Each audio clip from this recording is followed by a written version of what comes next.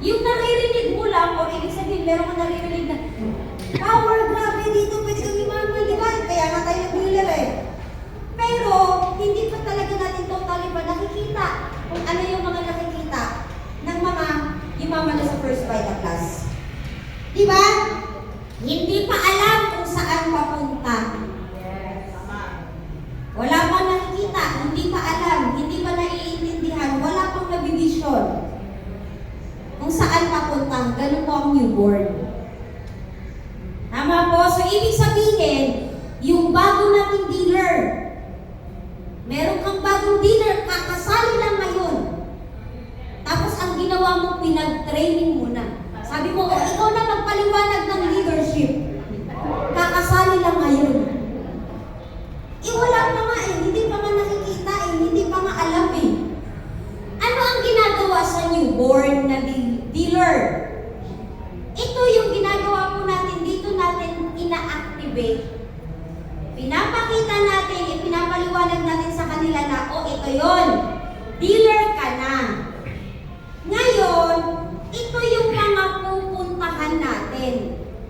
Ito yung pupuntahan natin, ito yung mga gagawin natin. Pinapakita mo, pinapaliwanag mo sa kanya, ano ba ang ginagawa o saan ba tayo papunta. Kasi nga wala pa nga nakikita eh. Wala pa nakikita, kaya nga tayo ng mga upline, nag-invite, nag-sponsor, yung tumanggap ng 500.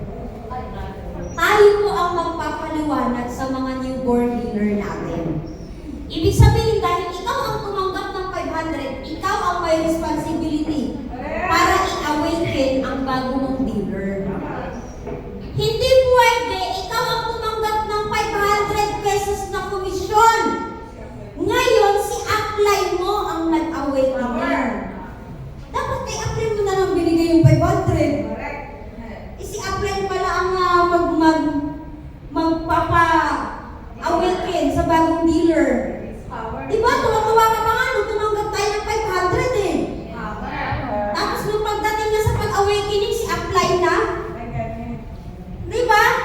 Dahil ikaw buong puso mong tinanggap ang 500 pesos na komisyon, dapat buong puso rin natin tatanggapin ang responsibilidad para ma-awaken ang dealer.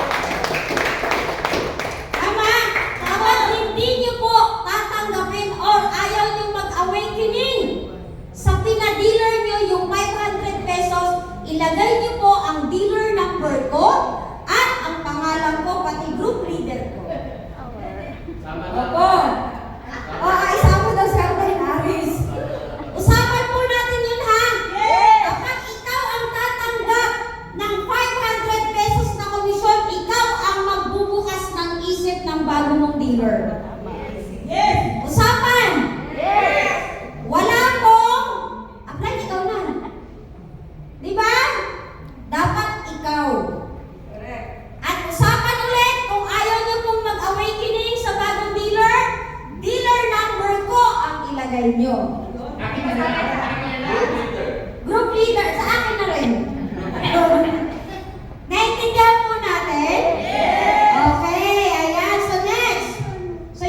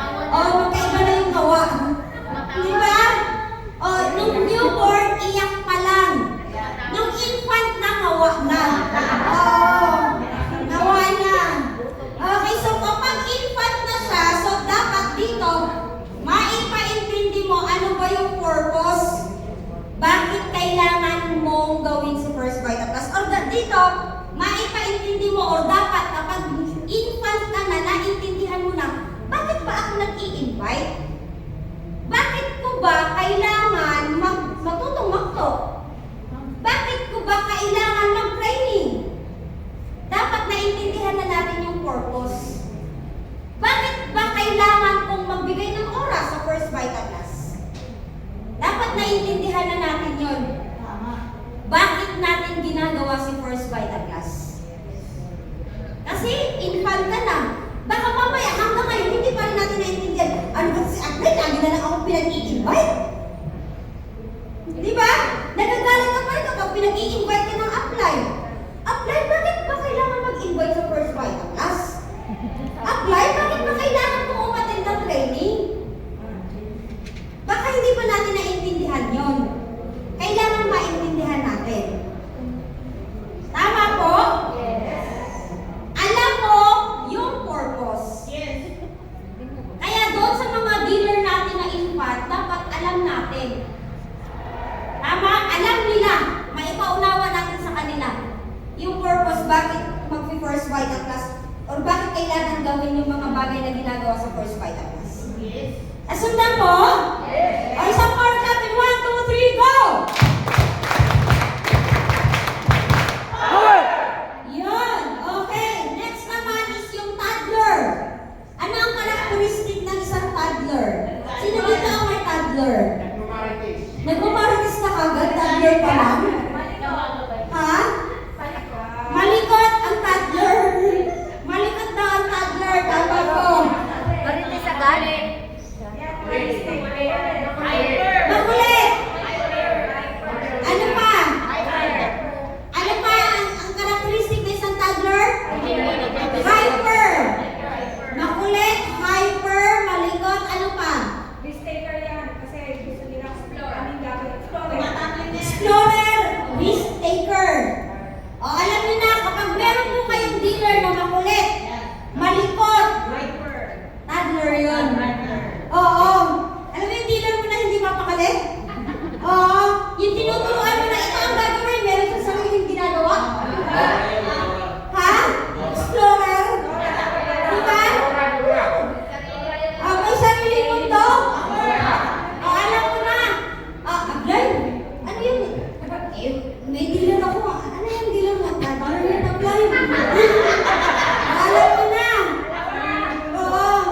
Naku, Aglay, may ano ako, may kasama ako ngayon. Sino kasama mo? Toddler. Yung dealer ko, yung toddler. O, di ba yun? Ito ang itinuturo ni Aglay. Hindi, may sarili akong galing. Ganon. And na ibig sabihin po, ito yun. Alam na.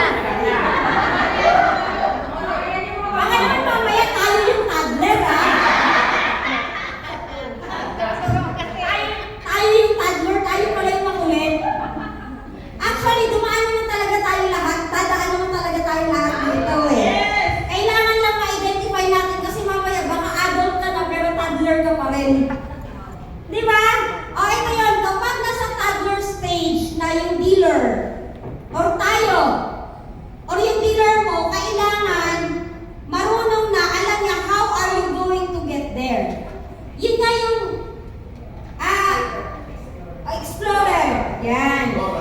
Yung gumagawa na siya ng paraan or nagkakaroon na siya ng sariling kilos, sariling galaw. Di ba yung mga bata, yung dati ikaw pa ang namimili ng susuotin. Ngayon hindi na. Pag nandito na sa edad mo to, hindi na pwede mag-aaway na kayo. Ama, may sarili na siyang gusto. Alam na niya kung ano yung gusto at hindi niya. Diba? May sarili na siyang desisyon. May sarili na siyang style.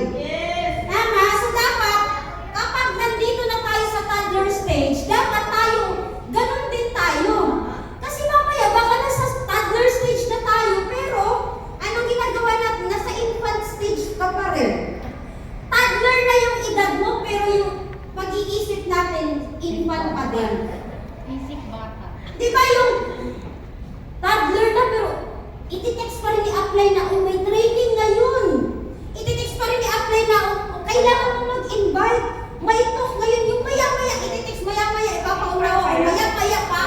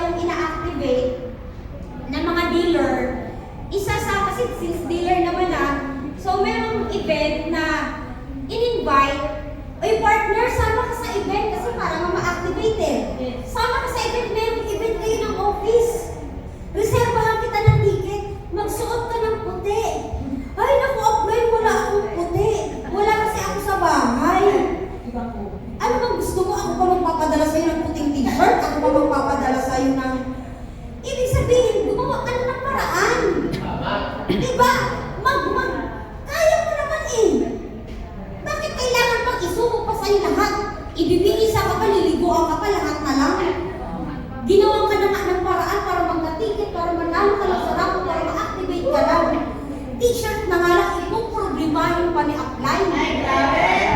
Paano yan apply? Kasi sira yung sapatos ko, hindi ako makakita. Anong gusto mo bilang ka pa ni-apply ng sapatos? Diba?